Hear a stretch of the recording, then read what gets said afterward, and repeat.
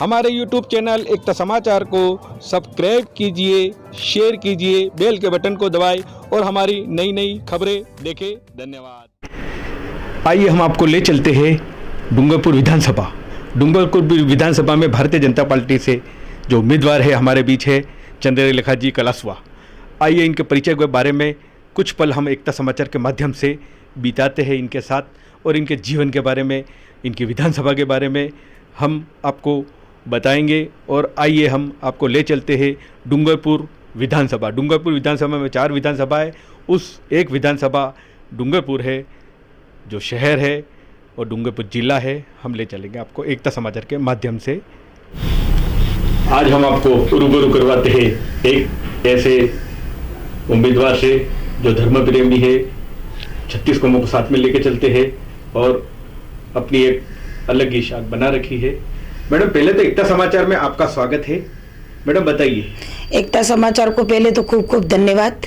हमारे घर पे एकता समाचार की टीम आई और मुझे आज मौका मिला, इसके लिए मैं एकता समाचार को खूब खूब बधाई और धन्यवाद देना चाहती हूँ। मैडम, आपका परिचय बताइए। मेरा नाम चंद्रलेखा कलासवा है और मैं 95 से भारतीय जनता पार्टी में जुड़ी हूँ।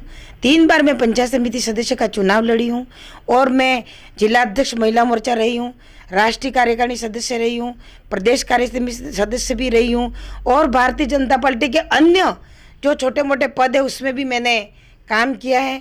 और आज मैं डूंगरपुर विधानसभा से दावेदारी पेश कर रही हूँ क्योंकि 50% महिला आरक्षण होने की वजह से मैं भी चारों विधानसभा में महिला प्रतिनिधि होने के नाते मैं दावेदारी पेश कर रही हूँ। मैडम बताइए, आपके क्षेत्र में कांग्रेस पार्टी के भी उम्मीदवार है और आदिवासी पार्टी से भी उम्मीदवार है, तो बताइए इसके बारे में क्या कहते हो आप? कांग्रेस सरकार जब अशोक गहलोत जी की सरकार चली तो 4 साल तक तो उन्होंने कोई काम किया नहीं और कोरोना काल करके 3-4 साल तक तो उन्होंने बचा के रखा और 1 साल जब बचा है तो उसमें ये खाद्य सामग्री बांटना, मोबाइल बांटना, लोगों को गुमराह करना, ये सब कांग्रेस सरकार में एक षड्यंत्र रचा जा रहा है जो वोटर्स को किस प्रकार अपनी ओर आकर्षित करे। लेकिन ये जनता सीख चुकी है और जान चुकी है कि कांग्रेस एक सरकार भ्रष्ट सरकार है और उसको आज कुछ भी करके यहाँ से अशोक गहलोत की सरकार को उखाड़ करके फेंकना है। कमर कस के भारतीय जनता पार्टी के लोग तैयार होकर के बैठे हैं कि हमें कांग्रेस को मुंह तोड़ जवाब देना है। मैडम, किस मुद्दों पर आप चुनाव लड़ोगे? हम एक तो लड़ेंगे कि हमारे युवा सरकारों को उन्होंने भर्ती दी तो परीक्षाओं के अंदर उन्होंने पेपर लीक, हमारा पहला मुद्दा रहेगा। काकरी डूंगरी का उन्होंने ही सरकार की, कांग्रेस की सरकार ने करवाया और फिर आगे होकर के हमारे बच्चों को बहुत उस षड्यंत्र में डाल दिया कि आपको हम ये देंगे वो देंगे करके उनके ही नेताओं ने करवाया ये काम। और फिर हम 2-3 मुद्दे हमारे ये हैं। इसके बाद में पेपर लीक का जो है और एक ऐसा जो कांग्रेस के सरकार में नेता हैं उनके घर में 2-2, 3-3 RSI अधिकारी बने हुए और दूसरे ही दिन शिक्षा विभाग के अधिकारी इस्तीफा दे देते। ऐसे उनके कांग्रेस के राज में जो चल रहा है वो बहुत भ्रष्टाचार नेताओं के चल रहा है, मंत्रियों के चल रहा है। और इसके बाद में भी हमारे ऐसे कई मंत्री वगैरह बैठे हुए जो पेपर लीक में करोड़ों का घोटाला कर रखा है। लेकिन अशोक जी गहलोत की सरकार पुलिस पर दबाव बना करके इनकी तफ्तीश नहीं करके अभी जो ये 1-2 पेपर लीक हुए उसमें हमारे केंद्र की सरकार ने टीम घोषित करके और ये जड़ से निकालने की कोशिश की। आपको टिकट मिलती है और आप विधायक बनते हो तो हमारे डूंगरपुर जिले के लिए आप क्या करोगे? हम सबसे पहले तो महिलाओं को सुरक्षित रखने का काम करूंगी और सभी छोटे मोटे जो गाँव हैं पंचायत समिति स्तर पर हैं उसमें मैं महिला थानों का खुलवाने का सबसे पहले मैं महत्व दूंगी और बच्चियों को जहाँ पर बच्चा सुरक्षित नहीं है वहाँ सुरक्षित रखने की मैं व्यवस्था भी करवाऊंगी। और फिर 3636 कौम के अन्य समाज के लोगों का भी मैं तन मन धन से सभी को साथ में लेके चलूंगी और सेवा करूंगी। मैडम, आपको विधायक की दावेदारी मिलती है तो इस क्षेत्र में ट्राइबल बेल्ट है, ट्राइबल पार्टी का भी महत्व है, तो बताइए चुनाव लड़ते समय अगर ट्राइबल पार्टी के बारे में आप क्या कहोगे? ये तो एक ट्राइबल पार्टी तो इसलिए है कि बच्चों को एक गुमराह करने का तरीका है और मैं भी एक आदिवासी हूँ और जो ट्राइबल पार्टी बीटीपी जो बना रही है वो भी एक आदिवासी पार्टी है। लेकिन क्या है, उनको गुमराह करके लोगों को एक किया गया कि अपन अलग राज्य बनाएंगे, ये करेंगे, वो करेंगे। सारी बातें हमने मान ली। मैं ये कहना चाहती हूँ कि ऊपर से इनके कोई जनादर नहीं है, उनका कोई जनादर नहीं है, चाहे कुछ भी हो। कांग्रेस और बीजेपी का एक जनादर है और हमारा पार्टी का स्तर है।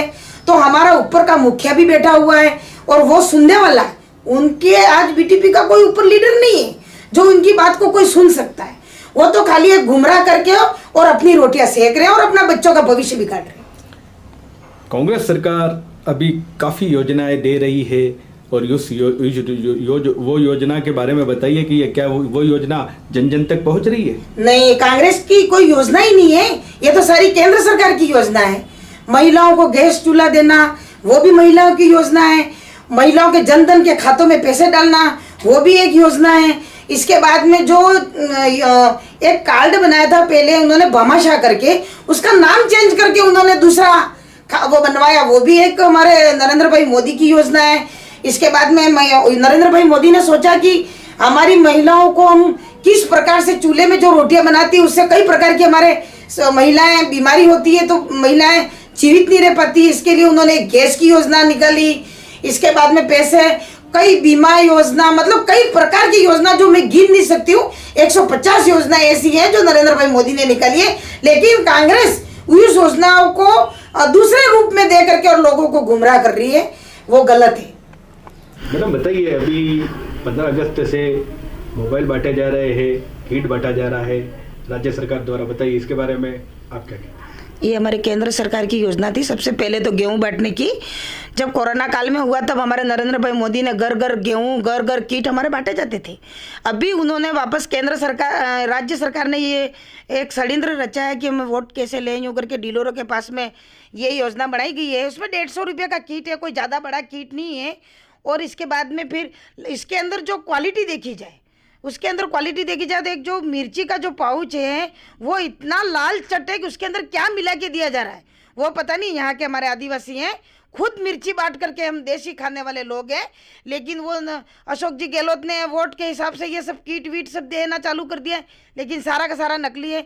सुबह से लगा के शाम तक महिला कंट्रोल पर बैठती हैं और छोटे छोटे बच्चे जो दूध पीते हुए बच्चों को घर पर रख के आती है और फिंगर लगवाते हैं। फिंगर के अंदर इनका ऑनलाइन फिंगर नहीं होता है, तो वापस उनको दूसरे दिन आकर के वापस 2 दिन तक बैठा रहना पड़ता है। और ये ऑनलाइन की व्यवस्था वो बिल्कुल उन्होंने गलत की है और सारे दिन भर लोगों को गुमराह करने का ये राज्य सरकार ने ये षड्यंत्र रच करके ये किट वाला चालू किया है। मैडम, अभी 10 से 12 दावेदारी जता रहे हैं, उम्मीदवारी जता रहे हैं, तो बताइए इसके बारे में। आपकी उम्मीदवारी भी है, तो आप संगठन के लिए जो है वो मानती है कि आपको टिकट दिया जाएगा? सबसे पहले तो संगठन सर्वप्रिय है, संगठन जो तय करेगा वो करेंगे। लेकिन फिर भी मैंने आज 95 से 25 सालों से मैं भारतीय जनता पार्टी में मैंने काम किया है, कई पदों पर रह करके मैंने काम किया है। इसलिए मैं तो चाहती हूँ कि अगर महिला दावेदारों को अगर मौका दिया जाए तो मैं भी इसमें एक दावेदार हूँ। और मैंने कई अन्य क्षेत्र में भी काम किया है। उदयपुर में भी मुझे एक जनजाति के हिसाब से मुझे वहाँ पर प्रभारी बना के भेजा गया, तो मैंने उदयपुर पूरे विधानसभा और पूरे ज़िले में मैंने काम किया है। इसके बाद में मैं प्रतापपुर नगर पालिका चुनाव में मुझे प्रभारी बना के भेजा गया, मैंने वहाँ पर भी काम किया है। सागवाड़ा में भी मैंने काम किया है और सिमलवाड़ा विधानसभा में भी काम किया और सारे विधानसभा में मुझे मौका मिला तो मैंने काम किया है। और सभी भारतीय जनता पार्टी के लोग भी परिचित हैं, इसलिए मैंने अपनी दावेदारी पेश की है। और मैं बहुत पुरानी कार्यकर्ता हूँ सबके बीच में, तो मैं चाहती हूँ कि मुझे भारतीय जनता पार्टी मौका दे तो मैं अवश्य चुनाव लड़ूंगी। और संगठन नहीं दे तो मैं भारतीय जनता पार्टी के जिस किसी को दे उसके हम साथ में।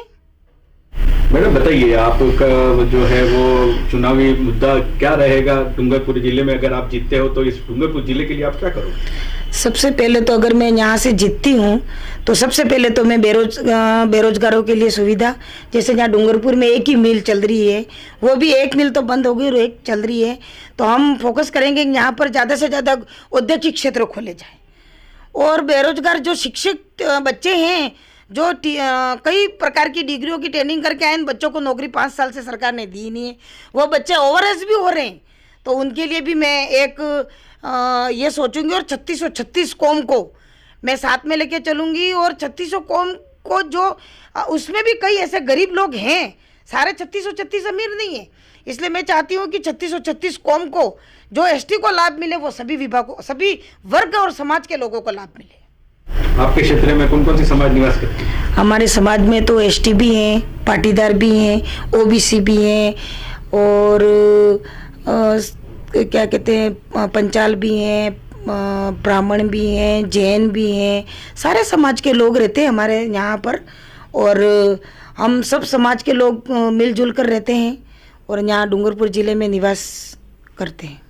हमारे यहाँ पर एससी समाज के भी लोग हैं और अल्पसंख्यक के हमारे मुस्लिम भाई भी हमारे यहाँ पर हैं। हमारे डूंगरपुर ज़िले में 6-7 वार्ड हैं, उसमें वो यहाँ पर निवास करते हैं, लेकिन वो भी हमारे साथ में ही है और वो भारतीय जनता पार्टी के साथ में ही है। लेकिन उनको भी कुछ बीटीपी के लोगों ने गुमराह किया, इसकी वजह से 1-2 वार्ड हमारे टूट के गए। लेकिन हम प्रयत्न करेंगे कि हमारे मुस्लिम भाइयों के बीच में बैठ करके और हम आपस में बैठ करके हम हमारी समस्या को दूर करने का कोशिश करेंगे हम लोग। मैडम, आप चुनाव में टिकट मांग रहे हो और आपको टिकट मिलेगा और आप विधायक बनते हो, तो गरीब वर्ग, मध्यम वर्ग के लिए क्या करोगे? गरीब वर्गों के लिए मैं वृद्धाश्रम, विधवा पेंशन और इनको घर घर पेंशन जो लेने के लिए पोस्ट ऑफिसों में वगैरह जाते हैं, तो मैं सबसे पहले ये कोशिश करूँगी कि 70 से ऊपर वाले लोगों को मैं एक पंचायत के मार्फत अपने अपने वार्ड पंचों के हिसाब से मैं उनको घर घर पैसे भिजवाने की भी मैं व्यवस्था करूँगी। मैडम बताइए, आपका डूंगरपुर जिले में क्या योगदान है? ये मैं जो महिला मोर्चा जिला अध्यक्ष बनी तब हम सभी ने मिल करके और 3 बार तो हमने यहाँ पर सांसद जीता के भेजे और 25 साल का जो रिकॉर्ड था कांग्रेस का वो हमने एक बार विधायक बना के भेजा। लेकिन किसी कारणवश समय भी आने वाले विधानसभा में थोड़े चूक हो गए, लेकिन अब वापस हमें मौका मिलेगा तो हम 4 विधानसभा सीट हम जीता करके और भेजेंगे।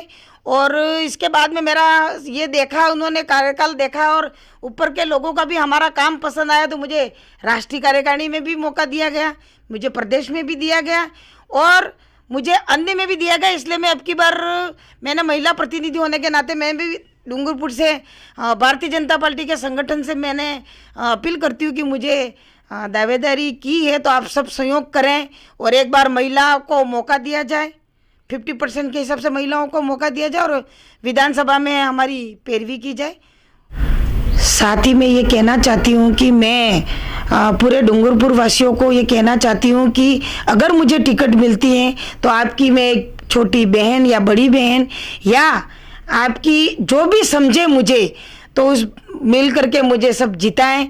और मैं आप सबको ये कहना चाहती हूँ कि आपके दुख सुख में हर मैं काम आऊँगी। मैं जिला मुख्यालय पे रहती हूँ, इसलिए मैं सभी सर्व समाज के लोगों से अपील करती हूँ कि मुझे अगर टिकट का मौका मिलता है और दी जाती है तो आप सब मुझे भारी मतों से जिताना और मैं आपके साथ में कंधे से कंधा मिला करके सहयोग करूंगी। मैं हाथ जोड़ के निवेदन करती हूँ कि एकता समाचार को मैं खूब खूब धन्यवाद देना चाहती हूँ। मेरे घर पे पूरी टीम और राजू भाई और सब आए यहाँ पर और मेरा इंटरव्यू लिया, इसके लिए मैं एकता समाचार को खूब खूब धन्यवाद देना चाहती हूँ और आगे भी पूरे विश्व में एकता समाचार आगे बढ़े। और मैं ये कहना चाहती हूँ कि एकता समाचार ने एक बेड़ा लिया है कि सभी पार्टियों का एक गुप्त सर्वे की जाए, तो उसमें एक मेरा भी नाम आया, इसकी वजह से वो मेरे घर पे पधारे। इसके लिए मैं एकता समाचार और राजू भाई को खूब खूब धन्यवाद देना चाहती हूँ।